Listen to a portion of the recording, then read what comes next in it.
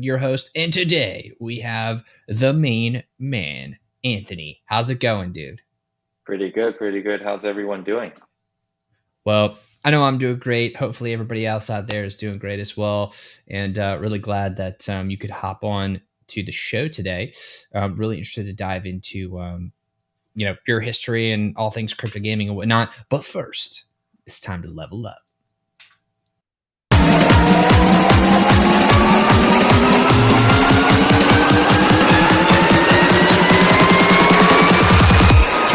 Take it to the next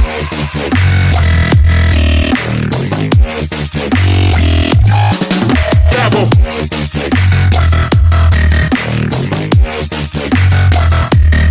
Take it to the next level.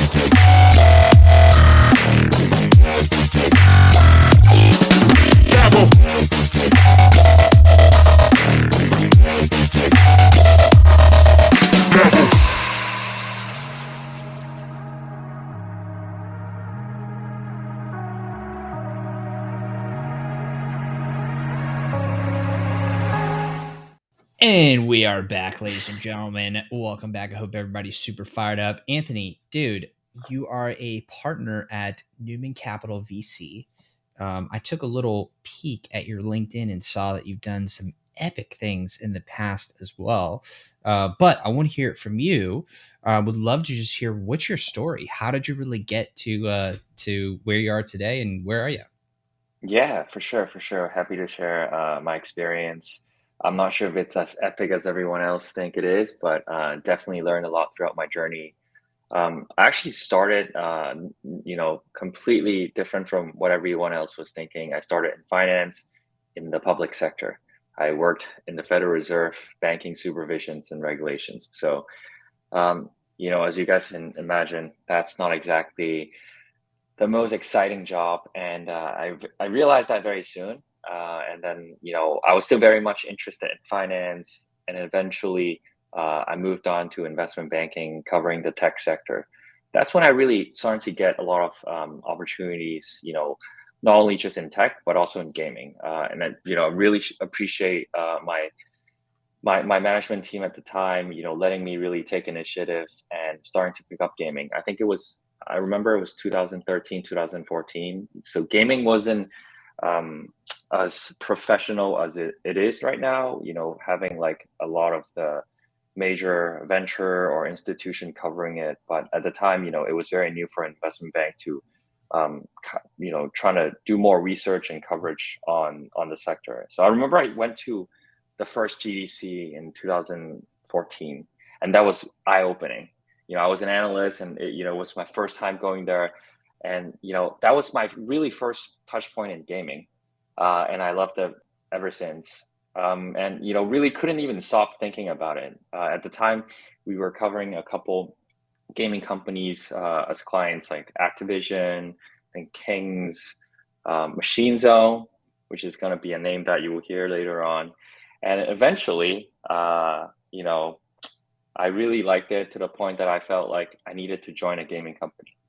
So after investment banking, I moved on to one of my clients, which is Machine Zone, doing more of an operations in the beginning, really learning how do people make games, how do people operate games, and most importantly, how do people monetize games. That's kind of like my niche that I went into because I think I spent too much money on games, and it was interesting to learn about the science behind it, and the game economy behind it. So I think within my time at Machine Zone, I really picked up game from 0 to 1, and ultimately was the head of monetizations, running Game of War, the K Upton game. If anybody remembers, the Super Bowl ads, everything, all the fancy ads. I remember Gabe is always talking about everyone at least has seen our ads twice or some data like that, but it was insane. And um, you know that was the rest is history. I think Game 4 was top grossing for almost 2 to 3 years on both app stores and Google. Everything went really well, and it was the time when I started to reflect and say, hey, is this what I want to do? And is this kind of like where I want to go next? I think, at the time I was telling myself, Machine Zone was great, Game of War was great, but none of that was kind of started by myself. So I was kind of exploring that 0 to 1 phase where most of the founders were thinking about. And eventually I moved on away from Machine Zone and, really wanted to start something from 0 to 1. Still in the gaming space, very much passionate about it. And it was the esports days in 2017. So I decided to kind of joint venture with one of my friends who I knew from college. He started an esports team, mostly covering League and Overwatch at the time. But we figured out, I think that's what kind of all esports companies are like. The team part of the business is always just burning money, not really making a lot of money. So everyone was trying to figure out monetizations. And at the time, I was doing monetizations, and it was interesting to work with my friend and say, hey, why don't we create it? Why don't we create a product division, or essentially a division that would help monetize the team from a product level? And that was the time when I started to build products. That was the first time that I was actually starting to build products for gamers. Started out as data analytics, mostly in the esports space. Eventually moved on to more of a social network for gamers, and ultimately became sort of like a premium kind of social network for gamers to, I guess essentially finding coach, finding people who would be able to play games with you. That was from 2017 to 2019, mostly in Southeast Asia. I would say started in Taiwan and eventually expanded to a larger market in Vietnam, Indonesia, and Thailand as well. Also, was able to build like a social media, or well, I guess it's a media arm of the esports team as well. So that was quite exciting. Except, after we raised our Series A, I think, Southeast Asia was, I guess, at the time being overlooked at. It's definitely not like the days where everyone is talking about Southeast Asia, and now people all want to expand to Southeast Asia. So it was extremely difficult to build a business in Southeast Asia at the time. So we kind of paused on there. I think at peak we had about 500,000 paying users. So it's still very good, but apparently not good enough for a growing sector in an emerging market that is not being looked at as much. So eventually I moved on from that venture, and then I decided to join another venture, or sort of this time as a co-founder of another venture in the social space, because kind of that's the last thing I worked on. And this time it was a partnership with Google. Worked on an AR social network, but still very much game related. The company was called Mark AR. It was a joint venture between iDreamSky, which is the publisher of Subway Server, and publisher of Temple Run, in China. And the other part of the joint venture was with Cybele. So that is the studio of Subway Server. Probably one of the most actually, it is the most downloaded game in the world right now. So still very much gaming related, but I think at the time we wanted to create a social network, and AR was very much in the narrative. And so that was I would say my second venture. And this time it's kind of back to the US. So sort of relocate back to New York, started doing product development on the social network, or on the applications, and work really close with Google, building out all these user experience, all these essentially the metaverse before it was the metaverse, if you think about it. The product was very interesting. We were using the cloud anchor technology, which is essentially a fancy way of saying, your phone will remember exactly where you put something at on the cloud. So in that application, we were essentially creating a digital layer of the real world. So you could put anywhere in any locations, extremely precise, to the centimeters kind of precision. And then once you store it in that locations, somebody else can come in and resolve or would be able to see what you put in there. So essentially, like, it was before metaverse. It was before, like, people, talking about NFTs and everything. But now that I think about it, it is the metaverse of the real world. So yeah, that was very interesting, and we debuted in New York Comic Con in 2019.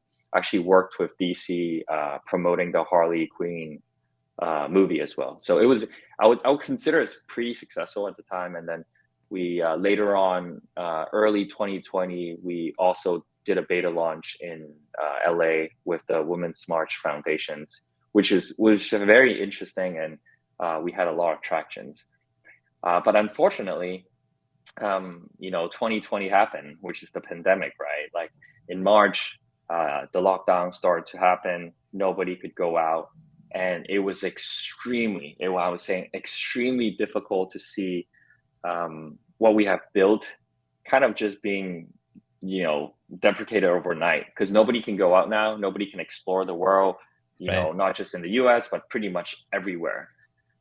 So, at the time it was, I guess everyone was thinking about that. And we would be thinking, hey, 3 months, it would pass away. 6 months, it would pass away. A year, it would pass away. But no, it was 2 years. And still, everything is still, not back to normal, or, who knows what's normal right now. But Right. I think in the middle of 2021, we realized, okay, this is not going to get better. So we kind of just pivoted, away from just location-based, more towards I would say user-generated content. You can do it at home, share it to your friends, and then we eventually, I would say, changed our focus to more of a building block games, who would target little kids or younger teenager, kind of like the Minecraft/Roblox model, where you can build an AR version of a castle, put in some levels, put in some, I would say, sort of like a mini game that one can share with their friends.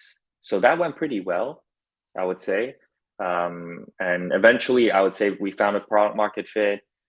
And later on, I wanted to, I would say I wanted to move on to do more of product related stuff, or at least looking at products. So eventually, we sold the company to another gaming publisher, or a gaming company. And then that was when I was deciding, okay, if I wanted to look at a lot of products, and if I wanted to, be able to help a lot of founders or entrepreneurs, venture might be, a route that might make sense. So I started, exploring more ventures, and reconnected with a friend of mine, which is the founders of Newman Capital. And that was when he first started the fund. And I was sort of like a co-founding member of the fund, and become the head of investment there. So that's kind of, I would say, a long version of what I've been doing. But at Newman Capital, a quick intro of Newman Capital: we're a prop capital VC focusing on both Web2 and Web3, actually. So, from an outside perspective, it looks like we focus a lot on Web3, but we actually do both. Our overall thesis is just consumer, and how do we bring in additional consumers into the digital space, right? And obviously, Web3 is one of the fastest growing, or crypto is one of the fastest growing in terms of consumer adoptions, or at least we try, with a lot of alpha in the space, to be able to help these users on board. So naturally, we have a tendency of focusing more on Web3. The unique value propositions of Newman Capital is that most of the team members are operator and founders like myself. So we really know how to help a company from 0 to 1.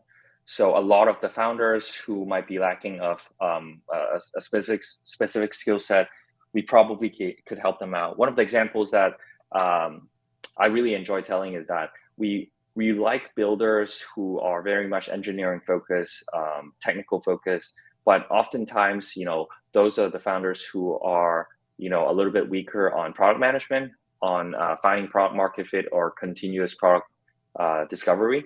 So that's when we come and step in and say, hey, this is what you should do. This is the framework that you should look at. How this is how you do user interviews. We kind of hold hand with them, and essentially from the day that they have the ideas to the day that they found product market fit, and then we'll just let them graduate per se. Yeah, so that's actually, like, I really enjoy my job since I joined, every single bit of it, and it's great to see that there's more entrepreneur in the Web3 space, and especially a lot more games and game studio who started to focus exclusively in Web3. And I feel like with our experience in the Web2 world and a little bit of Web3 native nature of our fund, we can really blend those in together pretty well. Yeah, I wanna touch on some interesting things here because your past almost perfectly set you up to be, all your experiences, all the knowledge that you've gained and the different things you've done. I mean, so perfect for what's going on in Web3 with the, the intersection of technology and gaming and consumer, and the metaverse and all that. So, I mean, that just seems like what a perfect, perfect roadmap to get here. I want to talk a bit about the actual thesis a little bit more, and I Sure. really want to dive into it from the perspective of how did you go about building that thesis. And any thesis, there's a chance of being wrong, there's a chance of being right. In building out that thesis, what are the validating and invalidating factors that would either prove or disprove the thesis? You mean Newman Capital thesis, right? Or your own investing thesis Oh, of okay. just thinking about, because I'm not sure how much you can actually go into with Newman Cap, but just trying to think about whatever you can talk about, but from that perspective. Yeah, honestly, I think this is always what I've been telling my team, is that uh, there's good companies and there's bad companies. Your job is to look for good companies, but my job is to look for the good companies that you guys have identified and filter in, and see whether that fits our thesis, right, or whether that's kind of within our horizon. And I believe there's a lot of good companies, right?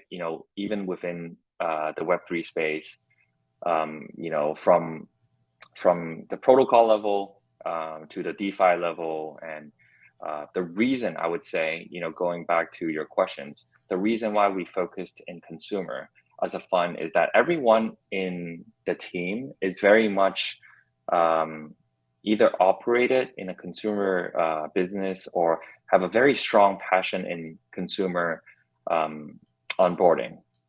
So uh, I would say, as a summary, and I can dive into a little bit on why I have kind of developed this thesis of my own, and also developed this passion of my own. But I think, in summary, investing is very much a personal passion, or a sort of a personal experience where you, as an investor, are trying to predict the future and trying to shape the future in the way that you like.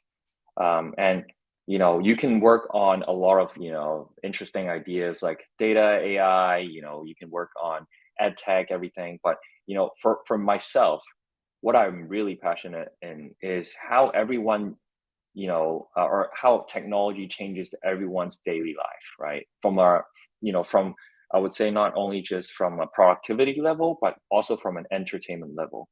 I think that was, I would say, my passion that have developed, throughout the years. And talk a little bit about, like, why I had that passion, but um, it again, it all kind of goes back to gaming. I was a huge gamer, back in I don't even remember, like, back in probably starting from middle school. I was a huge gamer, just playing games every day. Um, Which with games? my so, it started with, like, Half-Life, so it was very early on. Half-Life, and then I think move on to Counter-Strike, and then World of Warcraft consumed me, essentially, like everyone else back in the days. Yep. Then moved on to Dota, so it was like the Dota mod days, right? and later on to Han. I don't even know if you guys know about this game, but it's essentially before Dota 2 came out, and been a pretty much a MOBA guy throughout, and then adopted, well, basically League, and then now it's FPS, right? So throughout my days, I think I spend probably 50% of my time just playing games. Um, so to me, like that changed me a lot, right?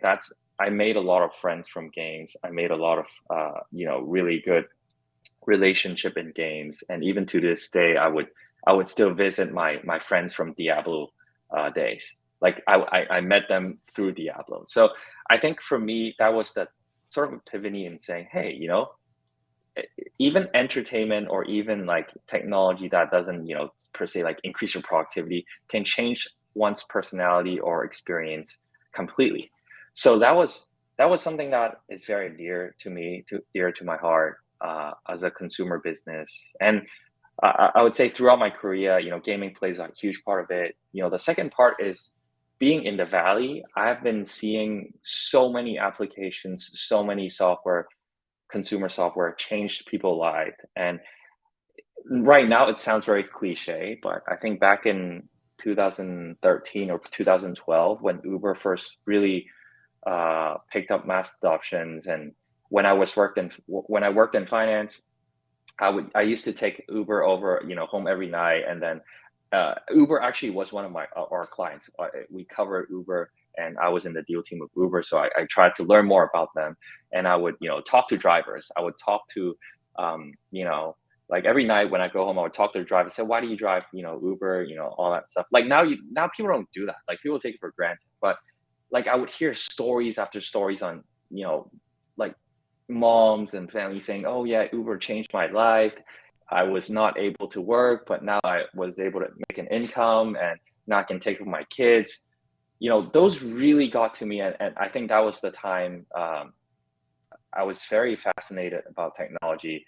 And I mean, I'm still am, but I can see it firsthand on how these consumer applications can change people's lives for the better. And of course, it was the very good old days of social network as well. I don't know if it's still common, but I would see Snapchat putting like a logo in Union Square. Just there's no description, just putting it there. I thought that was the coolest thing. I thought that was like, oh my god, that's so cool.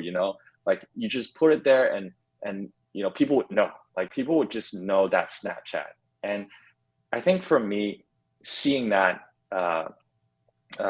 Being a user, played a lot of games, and then seeing how consumer technology changed people's life, and seeing it gets all these mass adoptions and recognitions from people, that really got to me very early on in my career. So and that's why I spent a lot of time studying, hey, how these consumer apps works, how they really picked up tractions, and maybe what's a very good way to design them, and at least to the point where I like these applications. I think it's like the best to, hey, I want to build some of these on my own. I wanted to change people's life, and now to the point where I would say I wanted to help other people, build these applications and help other people change, people's life. So I think that's kind of like my personal story to it, and I'm sure like other people in my fund has different, consumer story and different experience of their own on why they wanted to do that. But Web3 or not, consumer is going to be my thesis, I would say for the foreseeable future, on what I'm, looking at being a founder or being an investor. That's kind of like, I would say, my guiding star for what I've been doing. And touching on Web3, I think Web3 just opens up a lot of different paradigm shift to consumers that I think we have to look at it. And it's our job as investor to shape out that future as well.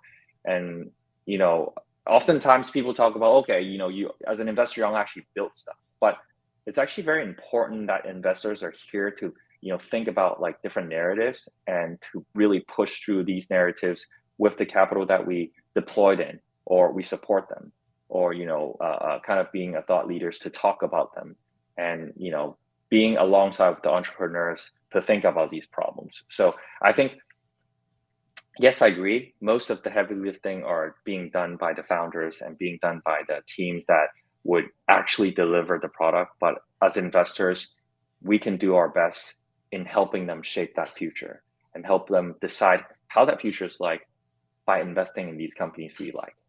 So I'd say, yeah, I mean, I don't know if I shifted too far away, but that's kind of how I developed my passion in consumer. I love it. I really love how thorough the answer was, because I was going to ask for that context anyway. So you kind of front ran the question, which I really appreciate. What's interesting to me is how long term of sort of an approach to this it seems like you're really taking here, because if you meet a random person on the street, they haven't been thinking about this kind of stuff, and they don't have like this thesis that they're building and testing out and working through, over the course of seems like many years now, and drawing from their past and learning from all the different things. Do you think that is something that is inherent to investors, to where like you're just kind of wired in this way to where you're thinking about these kinds of things and these kind of exploring different intellectual rabbit holes and curiosities? Is it seems like it's important to you, because these kinds of things are important to me too, and I definitely think of myself as an investor as well, like, my heart of hearts, what I love to do. So what do you think about that? I mean, is that just kind of like what an investor is, or part of it? What are your thoughts there? Actually, I think that's more of a founder's thought. If you were to ask me, I'm still very much of a founder type, of an entrepreneur type, where I really want to build ownership on something that I feel passionate about. And most often, the best investors, I would say, especially in the seed stage and early stage, right? Like the 0 to 1 stage. I would say those investors have to be founders themselves previously, if not, still a founder. So I very much support, the founders investor type. Like, people always talk about, oh, why does this founder goes, raise another fund? And don't they have like a full-time job? People always talk about that stuff, but at the same time, it you can't stop a founder thinking about something. That's kind of like what I would categorize a passionate investors are like, right? They wanted to start something. They wanted to create a future that might be beyond what they're only working on right now. And I think it's better for them to be investors. You don't really want, like, 10 Elon Musk building 20 companies, at once, right? If I'm an investor, I would feel so much better that your founder is investing in other companies, but not actually trying to start another company, if that makes sense, right? And I think it's very hard to stop a founder to think about these kind of stuff. And sometimes when you're obsessed about an idea, like, you just have to work on it, or you can find some other people who might be even better, a better fit to work on that, and then you might as well invest in them. I think, going back to your questions, is that like a nature of investors? I don't think so. I think there's different category of investors. There's a early stage investor who invest in passion, invest in teams, invest in potential talents. But there's also the very late stage investors where they look at a lot of numbers, the IVPs of the world, the rep points probably still very early. But the tiger of the world, right? Like, they look at the numbers, they look at the cash flows, they look at growth, they look at corporate governance and all that stuff. But those investors are very different versus the founder type of investors who are focused on early stage, focused on future, focused on vision. I think if you were to ask me, I would consider the early stage investors as the game changer, and the later stage investors us, like, as a as a teacher, because they are teaching something that is very systematic, something that is very replicable, or something that you can do it over and over again.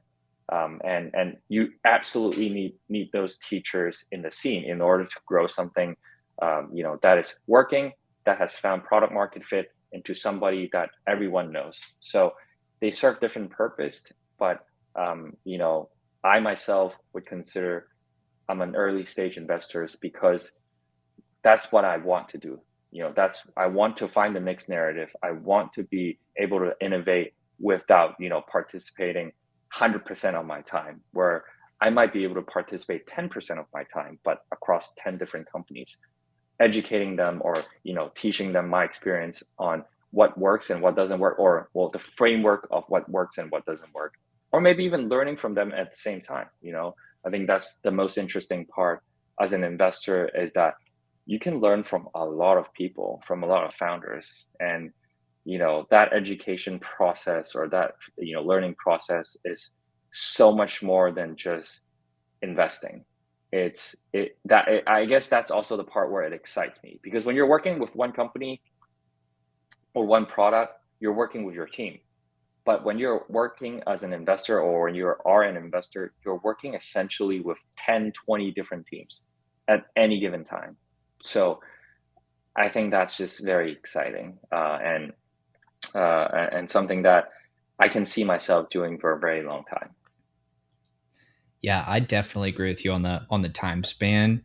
That's probably one of the most important things. Like, if you think of an NBA basketball player or something, their ability to do the thing that they love is very limited. I mean, it's at, Yeah. thinking of the grand scale of time, but this is a sport that we can play for the rest of our lives. Yes. It's Yes. perfect. It's kind of like, Yes. the golf of professions, but Yes. I love it. I love it too. So when you're thinking about these different concepts, and I know I'm drilling down into this, but I don't think I've ever heard anybody ever talk about this before. So I want to go there. When you're thinking about these concepts, I read a lot and I study a lot of people, and I really find that the smartest people really latch onto something and they just stay obsessed with it for a very long period of time. And an example, there are these two investors that started the Nomad Fund. I think their names were Sleep and Zakaria. Read about them in this book, Richer, Wiser, Happier. And the whole thesis was they were looking for businesses that fit into this model that was displayed by like a Costco or an Amazon, where it was platform economy shared, or something like that, where Mm-hmm. as the business gets bigger and bigger and is able to take more advantage of economies of scale, they would directly pass that on to the consumer. So as the business got better, it was more beneficial to the consumer. So the consumer would want to spend more with the business. And so it was a very positive or virtuous cycle, rather. Sure. And they spent their whole careers obsessed with this. And I'm pretty sure most of their holdings were in like 2 or 3 businesses, like the Costco's of the world, the Amazons of the world. And like so much of their money was in there, right? And so when you're thinking about this thesis of consumer and how these different products are going to change people's lives materially, how are you going about thinking about that? I mean, are you literally just sitting there all day and like, like trying to think really hard and like writing stuff down or talking to people, or like, are you reading and doing research and going out and meeting people? Like, how are you actually going about doing the thing when the thing is very cerebral and thinking and then making calculated bets and pulling the trigger? Like, what does that actually look like for you on a day to day?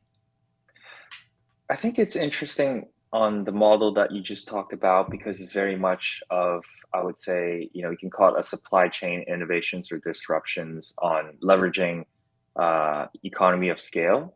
I think that's I would say one of the investment thesis that a lot of people had back in the days with Uber of X, or X of Uber, or whatever, like the Instacart of X, where they leverage the platform business. And I think that's probably one of the less innovative business model, or business or thesis, investment thesis, that I would think about it, because you're essentially just trying to leverage the math behind it, instead of really disrupting user behavior, or creating a completely new user behavior. I would say the first guy who thought about that is definitely innovative, and the second guy who are trying to leverage that model and replicate this business model onto a different sector or verticals, not so much.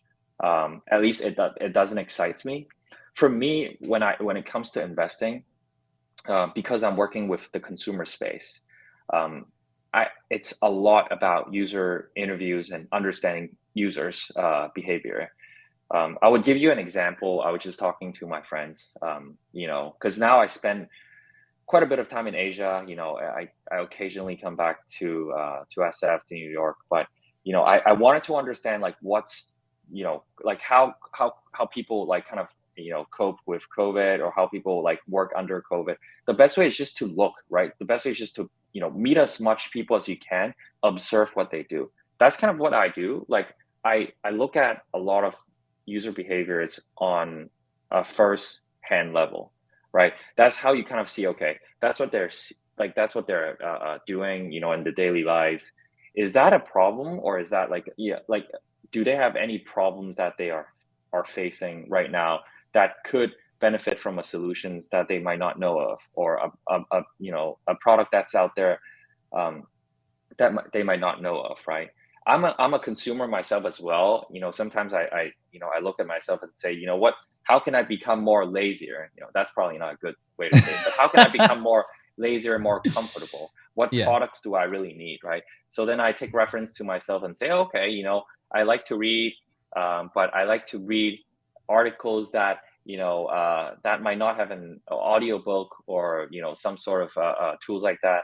Then I discovered like things like Speechify, or things that could help me read out loud, right? So some of these I could have predicted earlier if I found, like, if I really focused on my own pain point and saying that I really want to read that PDF, that Substack when I'm driving. Is there something, is there someone who is producing an applications like that, right? And I would knowing that, and I would validate it across different people. Mhm. Essentially, you would go through a product discovery phase just like you an entrepreneur, but this time it's different, right? Like, now you figure out the problem, but then you look for people who are passionate in solving that problems. So that's kind of how I would approach it. It started with users, it started with user behaviors, and identify a solutions that might make sense, and maybe try to figure out if within that landscape is there anyone building this right now, and why are they building that? Do we share the same thesis? If it does, if everything checks out, then we go fund them. But if it doesn't, right? Like, if it doesn't, then maybe the timing is not that, it's not that immediate yet. Because if it's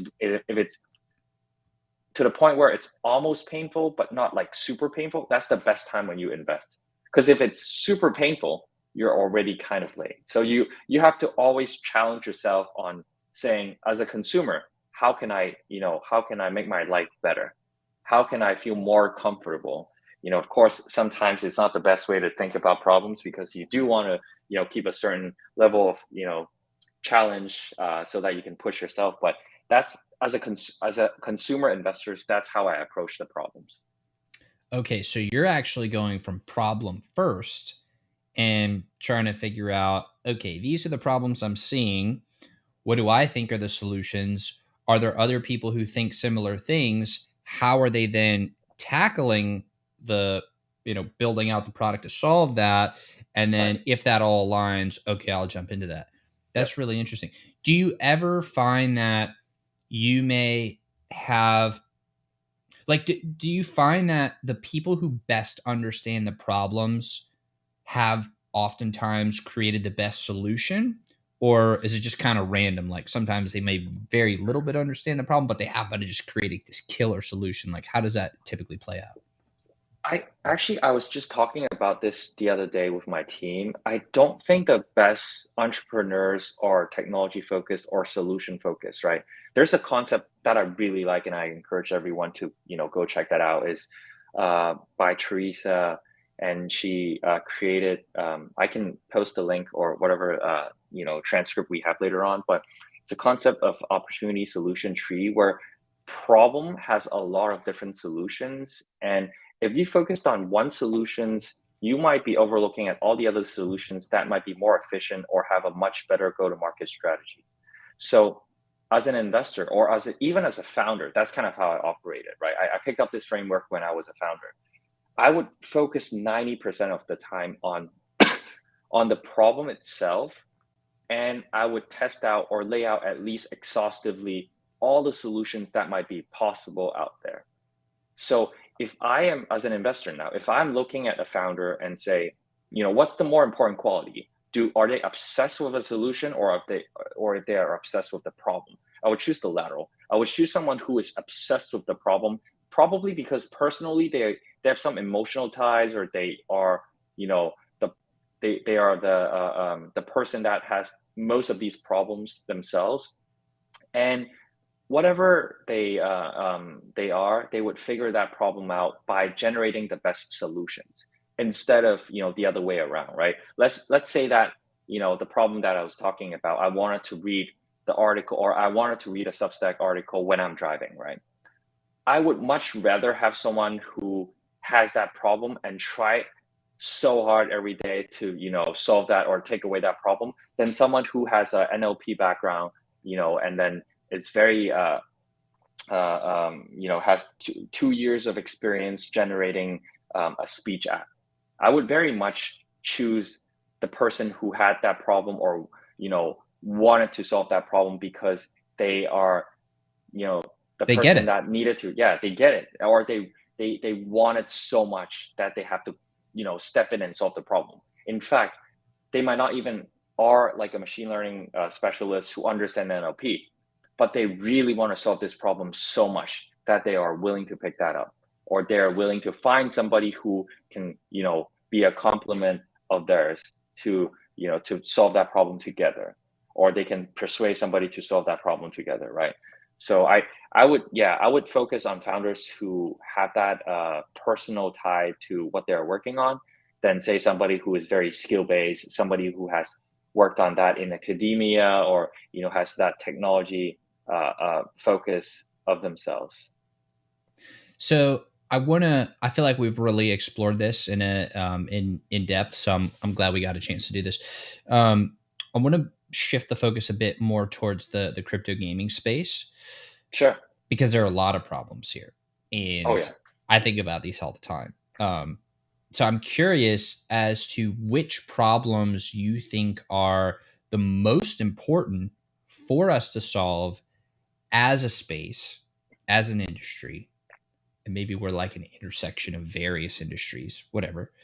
But as all of crypto gaming in the metaverse, what are the most important things that we need to tackle in order to get to that next, in order to level up? Yeah, that's a very, that's a questions of, I would say I think about a lot, and it has been changing. I'm not going to lie. It has been changing for me throughout the last even just couple of months. I think, we can look at it from a 30,000 feet kind of perspective. Um, well, let's just say, you know, using eliminations method, something that I don't think it's a problem. I don't really think fun game is a problem, because it's gonna come. There's a lot of studio who knows how to create a fun games. So everyone is talking about on Twitter, hey, a game has to be fun. The like, of course, right? Like, and people think about, um, you know, play to earn doesn't make sense. Duh, of course it's not gonna make sense if it's not fun, right? So I think a couple problems I would want to lay out is, or that we I don't think it's a problem, because it's already being solved by a lot of talented people, is that fun games, it's gonna come. Play to earn, it's gonna die. And then layer ones, layer two scalability, everyone is working on it. Immutable is building a great solution. Always our Polygon is building a great solution as well. Like, a lot of smarter guys are building solutions on that, so don't think it's a problem. People often talk about like the whole interoperability. Don't think it's a problem. The deeper reason I don't think interoperability is not a problem yet is that it's just so far-fetched that it's not going to come in day one. There's no way a publisher can build a compatible 3D model for everyone to use and every game to use interoperably, across different genre of MOBA, FPS, RTS, just not going to happen right day one. So I don't think it's a problem right now. Maybe a problem in 5 6 years or even longer. So I think what's going to be a problem that is very immediate, eliminating all these kind of like superficial, like, people talk about these problems. I think what's going to be a huge problem from an investor standpoint is one, distribution is a huge problem. How do we do distributions natively for Web3? Given the business model, given, the distribution channel being limited by major Web2 platforms like Facebook, Google, Instagram, blocking a lot of, cryptos related stuff. I'm very glad that Apple, in a way, I'm not like glad because they're still taking 30%, but I'm glad that they are starting to, I would say think about, okay, NFT makes sense. So maybe, we should allow them to be on the app stores. And then maybe we can just take like a 30% off that instead of just say, no, there's no go. You can't do it. So I'm glad to see, people are thinking about that, or bigger platforms are thinking about that. But still, we have a long way to go on how does distribution work. What does the user attributions or user journey look like for Web3 games? Is it all organic? Are there going to be more marketing channels, just like the Web2 world? Are we going to have like an AdSense iron source of Web3? Are we going to have like the Google, Facebook alternative? Are we going to have the Steam alternatives? It might not even make sense, but like distribution is a problem that I think about every day. And I would say that's some of the problem that's more immediate, maybe in the next year or so, that somebody has to figure out better solutions. And, people talk about guild as one of the solutions, because they have so many people. But look, right, the largest guild out there has what, 100,000 people? But how many gamers do we have, right? Like we have 100 million gamers. And how do we get to them efficiently? Unless guild can get to that in the next 6 months, I think there has to be a better solutions to tackle that problem. So distribution as one of them, and to a lesser extent as an investor, but more to the extent of like a builder, I think monetization is something that I think about it every day. And it has been a problem that people are thinking about or talking about with the latest NFT royalties, the platform fee argument that everyone is talking about, Blurb, pseudo swap, OpenSea, all that. I'll take a step back. I'll explain what I mean by monetization being a problem. So there's a couple model that is being out there, and I've written, or it's going to be posted pretty soon with Metaportal DAO about monetization. We have published monetization 1, and monetization 2 or part 2 will come out, specifically talk about Web3. I can put the link or share the link afterwards. But essentially, as a builder or even as an investor, when we look at games, it has to make money, right? Like, but how? How do we make money, and how is it going to different from Web2 games? Or how is it better than Web2 games? And of course, Gabe has been talking about free to own, taking transaction fee, all that stuff, right? Works for a limit break, 100%. But at the same time, there's so many games out there that might not be able to benefit from that model because it's a casual game, or because it's a different genre, or maybe it's a very skill-based games, right? You can't sell on, gating items. Maybe items that are being bought might not be as transferable, or might not encourage as many volume as one could if it's an economy-based game, or if it's an SLG or MMORPG, which in nature has a lot of trading volumes, right?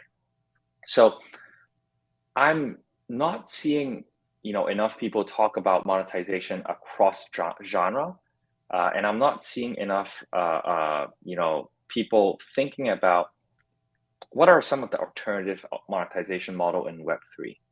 So this is a problem that I think less so on an application level, but more so on an infrastructure level on how do we facilitate that happening, right? Or how do we generate new business model, new monetization model that could help um, these independent studio, Web3 studio really achieve product or profitability. At the end of the day, without profitability, the game is not going to sustain. That's just end of story, right? Like they're not doing it for free. They still have to make a living of their own. And it's sort of like a feedback loop as well. If you're not making enough money, then you're not going to make a good games. So I think that's sort of like the problem that I would say the two problems that I think about a lot. Distributions and monetizations, and of course each of them has it's a podcast of its own. It's an Right. hour of its own at least, right? But I think these are the problems that I'm thinking about. Ben, what about you? Do you have problems that you think is very immediate to you as well? Yes. I think probably the most pressing thing is user onboarding and making that frictionless. And Sure. to the point where my mom, who's not tech literate at all, I'm her resident tech person. She calls me whenever she needs help. But if she can figure out how to get into the game, play the game, and then through as a function of playing the game, both have a great time, invite other people to play the game because she loves it so much, and on the back end, get onboarded into Web3 in some way. And I don't even, she doesn't need, like the caveats being, she does not need to ever know any of the terms, but she still needs to be able to benefit from the Web3 features or the Agree. benefits of Web3. She needs to be exposed to those benefits. But the most important thing is from somebody having the thought in their brain or the emotion in their body or whatever that's like, I want to play this game, to playing the game. How do we get that to zero? Like one click in the most elegant, through simplicity, like the most simple yet elegant way possible. And I think whoever nails that, along with having a really fun game, Hmm. the other things, they will then have enough runway through users that they will be able to figure out those other things on the back end. The part of it, though, is the distribution problem because you got to Yeah. get in front of those people. But Sure. then when you get in front of them, the next step is you got to onboard them and they have to stay. And most of them are dropping off because it's a terrible experience getting into the game and playing. And then they got to figure out the monetization piece on the back end too. So those are probably the Yeah. three biggest problems. The problem I was thinking about was the one in between the two that you're thinking about. So I think it's, Right. I think it's a timeline of the user experience and the user journey. So that's one of them. The other one is, how do we integrate esports into Web3 in a Mm. way that does not rely on people having to be the ultimate 360 no scope headshotter? Like, we're not all going to be that good, but everybody is going to want to play esports in some way. And the more that they can become a part of that and have fun and play with other people, I'm thinking about that a lot. And I think there are a lot of good Mm. things that we're seeing there, but I don't think we've totally nailed that quite yet. Right. Right. I would say the first problem that you mentioned, I'm starting to see more people tackling that problem, and one of them, the one that I would say worth mention is uh, App Lovin's Vessel. So it's an NFT wallet. Well, we're not investor, but just wanted to talk about it because I really like that. I really enjoy the experience. It's partially the onboarding. It's very easy. Of course, AppLovin is a Web2 company, knows everything about the onboarding process, and it's very easy, very simple. You don't even know it's a Web3 wallet, and there's no secret phase. None of that stuff, right? And at the same time serving as a distribution platform where you can find the games, uh, and then you can download the game right away. Of course, as a redirect right now, it's not the tap model where you can just download straight on the app, but I can sort of see, and I'm not saying that this is going to make it, right? I'm not saying that, hey, this is the company that will become Steam or will become the App Store. What I'm saying is that I'm starting to see like there's good sign. Like I genuinely enjoy that process of getting into the app, found a game that I kind of like, and then I downloaded it and I play for it at least for a day. Maybe I came back for a second day. And to that part, it's already about like how fun is that game. It's not so much about onboarding. And probably the whole process took me like 2 minutes to figure out like how to download that game. So I'm seeing that it's getting better. It's getting to where it's supposed to be, right? Like it could be even better. Maybe like a better user interface, maybe a better on first time user onboarding. But I'm starting to see more hope of that.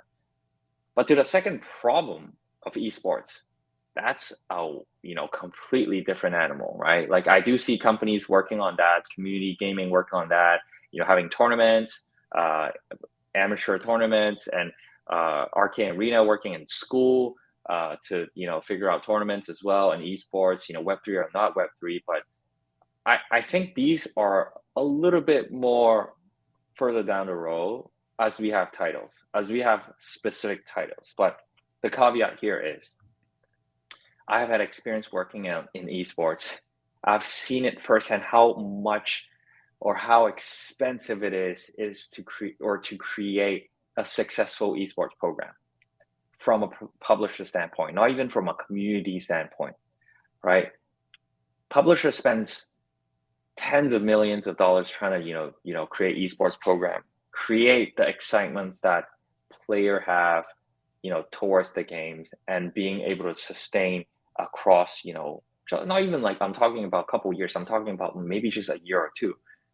That is extremely hard. That is an extremely hard problem to solve. It's an extremely costly problem to solve. That honestly, I am not really confident at this moment of seeing that coming through, or seeing like mass adoptions in in the next 5 years, just because of the complexity behind it, or the stakeholder involved within that, right? Like the players, the publisher, the community, the sponsors, like all of that together coming to agreement, on the right title, having the retention, that's just very difficult. I think originally esports started out as a retention tool, but now it becomes, or a lot of the people are trying to move or use esports as upstream to get more user acquisition, right?